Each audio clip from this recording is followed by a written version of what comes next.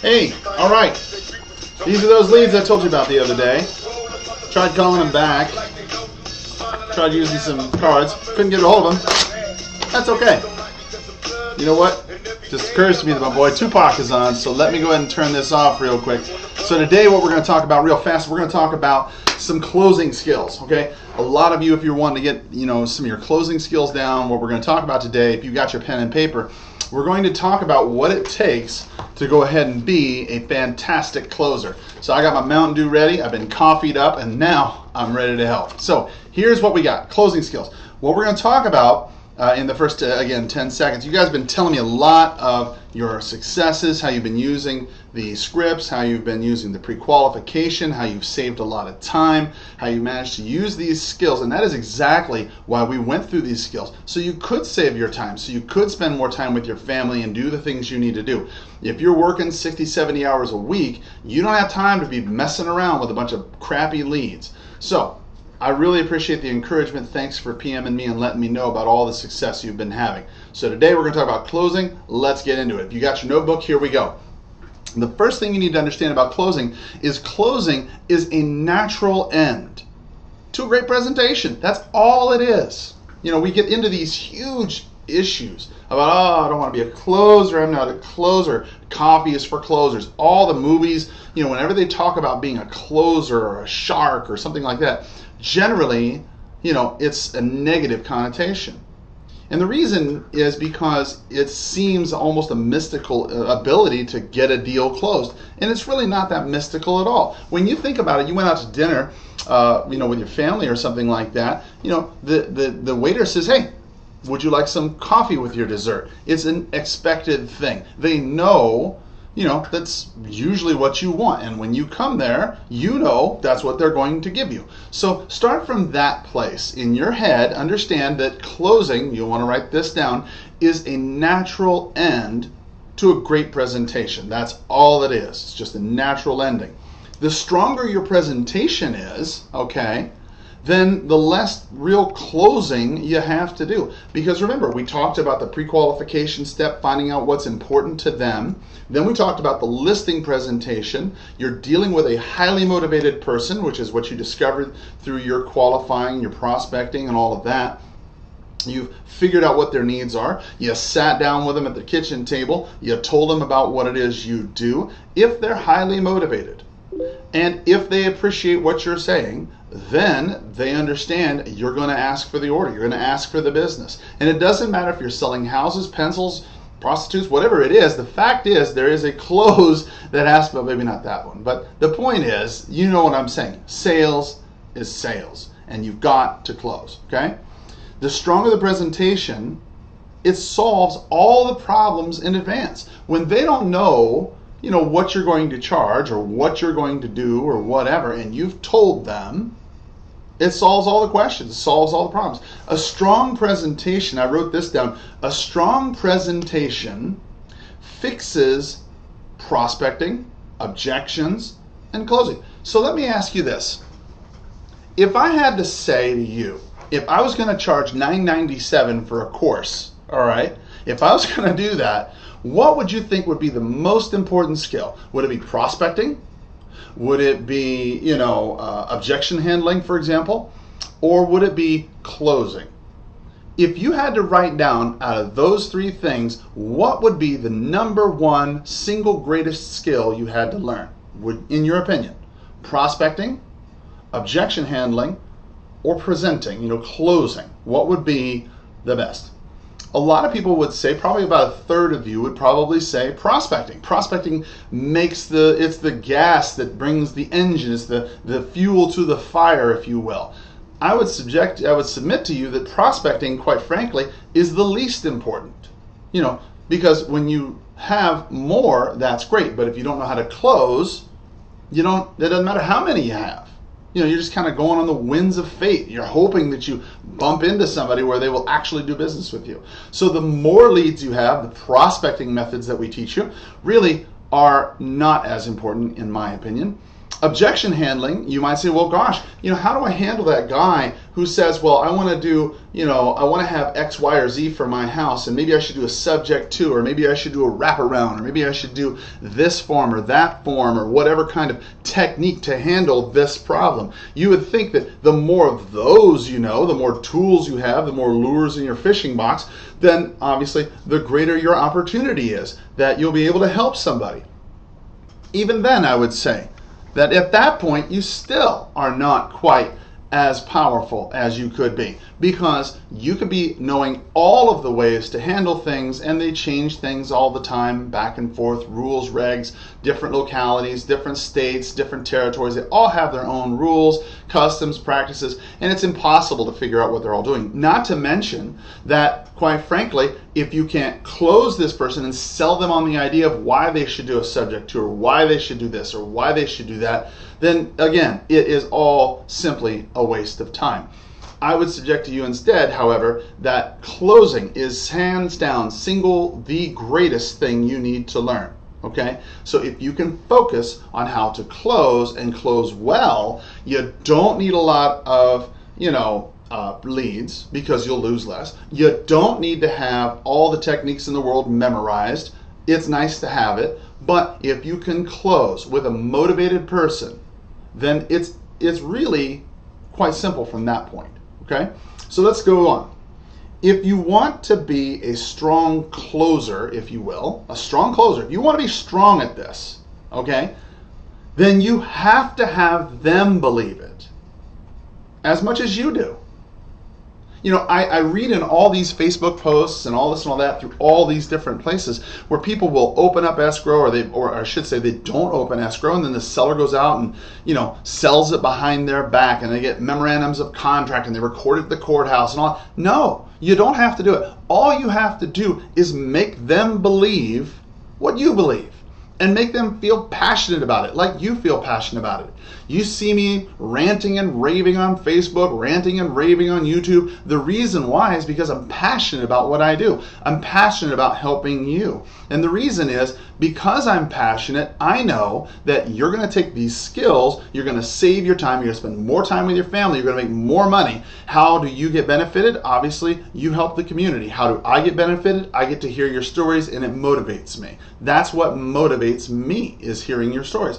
But if you want to be a strong closer, you have to understand that belief is part and parcel with this. And if they don't believe it as much as you believe it, then guaranteed they're going to go behind your back. They're going to go sell to somebody else. That's why you open up escrow, even if it's with $1. So they start getting paperwork in. And when they get paperwork in, then they stop looking around because they're too busy filling out affidavits of disclosure who they are.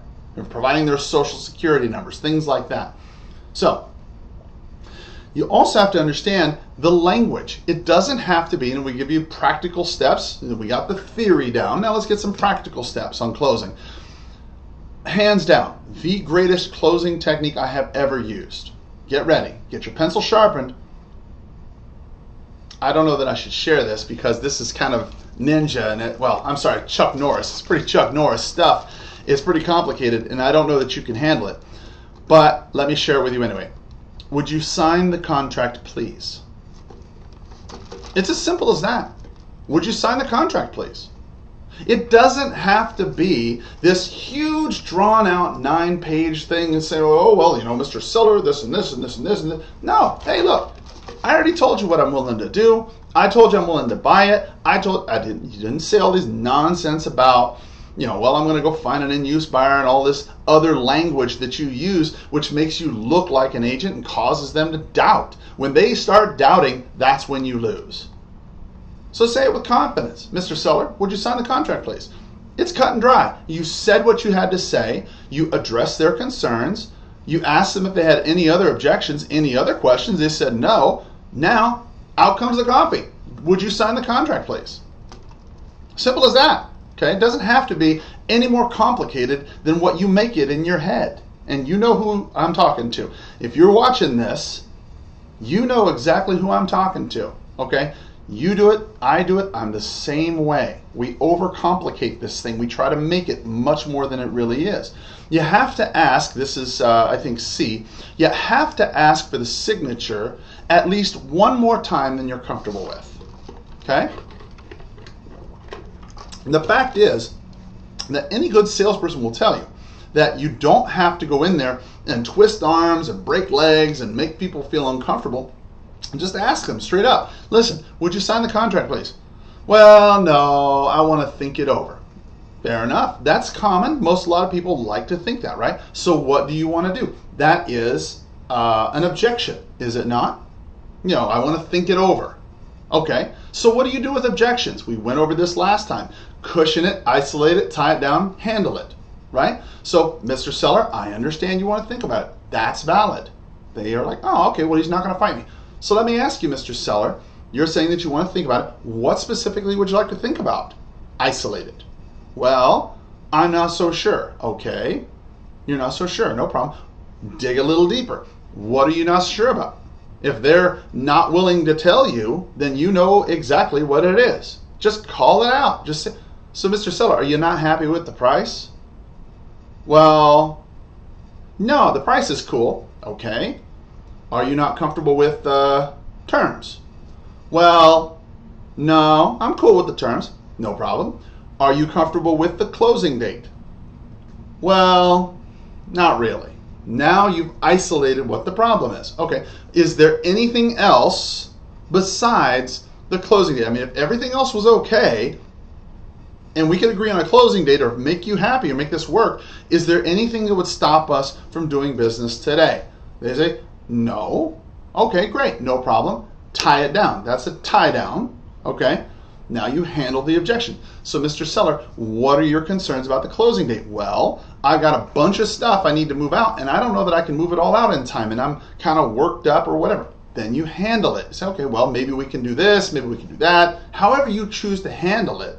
But you see, that's how it works. So you say, you made your presentation, for whatever reason they weren't listening, or God, they were, the butt can only take what, the ears can only, the mind can only take what the butt can absorb, I think is what somebody said. So when you start droning on, even 12 minutes into this video, your mind has probably wandered off a couple times, much like mine has. You might be thinking about the girl across the street, you might be thinking about the Facebook post you read made you mad, but whatever the point is, their brain starts zoning out, and you got to focus it back in by saying, Mr. Seller, will you sign the contract, please? And then they come right back to where it needs to be, and they're like, oh, now it's decision time. They know you're there to get a contract signed. They know that's what you're there for. They didn't come and have you come over for coffee, okay? They came over for a contract. That's why you're there. Get that straight. You can ask them. They say no. You go through the process. CITO, like we talked about. Now, the thing about it is that you always want to ask for the signature again. Now that you've handled the objection, Mr. Seller, does it all make sense now? Well, yes, it does. Great. Would you sign the contract, please? Well, yes, I would.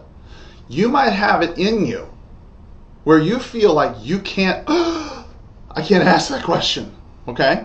Here's a great game to play.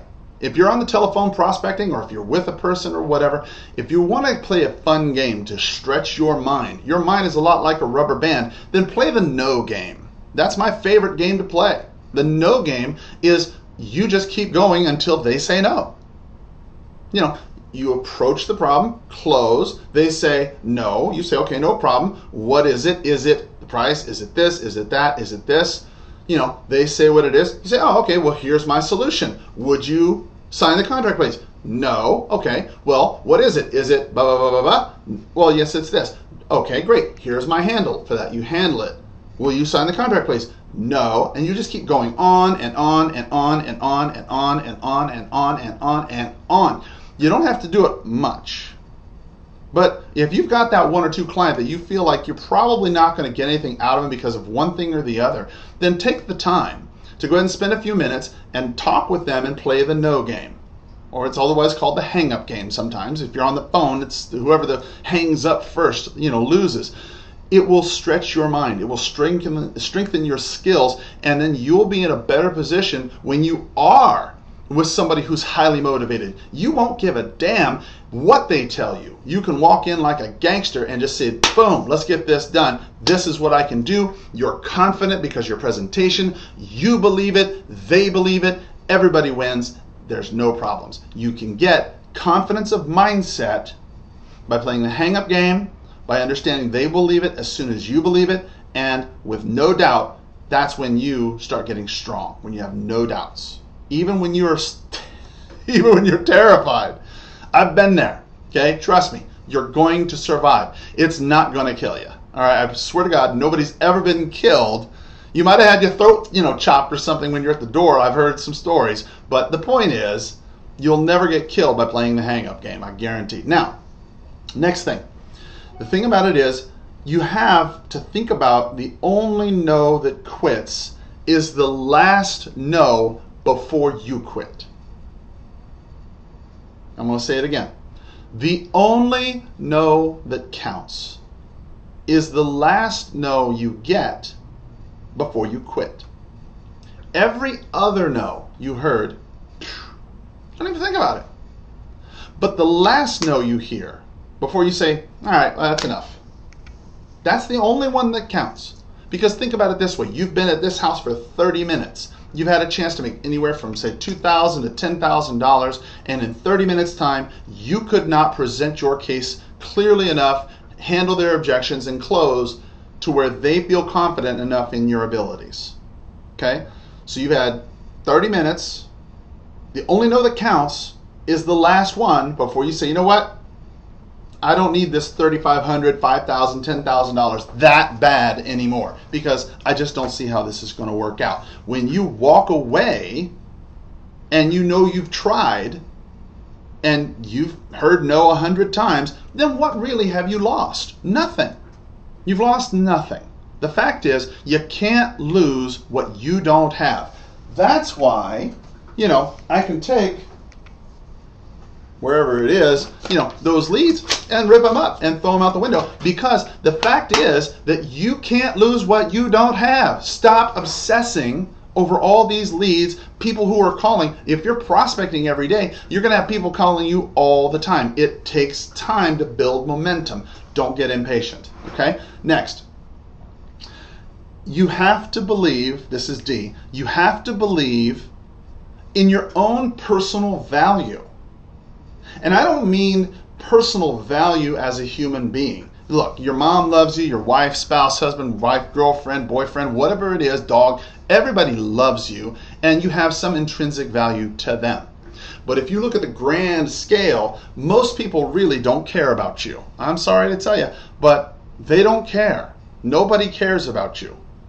In the grand scheme, they're too busy. It's not like they want anything bad to happen to you, but they don't care about you because they're so busy in their own life and their own problem. And you're dealing with this one guy who's got a huge problem and he's got to sell it right away. He doesn't have time to think of you. So how do you increase your value? Well, that's where education comes in, okay? Through your affiliates, you can have title do things for you. If they need, a quick claim deed or something, hey, that's no problem. I got people who can handle that for you. Your title company can do that for you. Hey, I want to move out. I want to throw things away, but I don't want to get a dumpster to get it done. Hey, think about the problem objectively. What could you do? I've said, well, listen, you can stay in the house up to 5 days after closing. Take whatever you want out, and then what we'll do is we'll just throw everything else away. And you're saying to yourself, well, I don't want to pay for that. Hold on. Build it into your costs. Okay? Build it into your costs. Think about all the things that you can do to increase the value because I guarantee you've got two wholesalers. One guy's saying 23, one guy's saying 25 or whatever number. One guy who's willing to offer less but is willing to get rid of the junk, okay, even though he has got to know that a dumpster is not going to cost $2,000, it's the convenience that they're paying for. And that is where you add value. You are a pawn shop. You add value to this transaction by providing quick money for quick problems right now. Stop getting into this mindset that you're going to find buyers and you're going to go do this and you're going to build that and you're going to... Bull, okay? Honest to God, you are here to solve a problem. You're an emergency room physician, not a long-term care person. People come into the emergency room to fix their broken leg and move on. You're triage. That's what you are. I can't be in your marketplace, so they come to you with their problems. You triage their leg, and then you send them on down the line. Let somebody else deal with it. If you can help them, great. But how many times, let me ask you, did your ER doctor give you a call for a follow-up visit? Never happens. He sends you to the family practitioner, the general practitioner, something like that for the follow-up. That's your realtors. Okay? For some problems, yes, a realtor is a great guy to go ahead and send that problem to. But for some problems where they need cash and they need it now because they have a really crappy problem, okay, then you're the guy or gal that's going to make it happen. Don't mistake it. Be a great closer. Drink lots of Mountain Dew, and I look forward to talking to you soon. Have a great day. Bye-bye.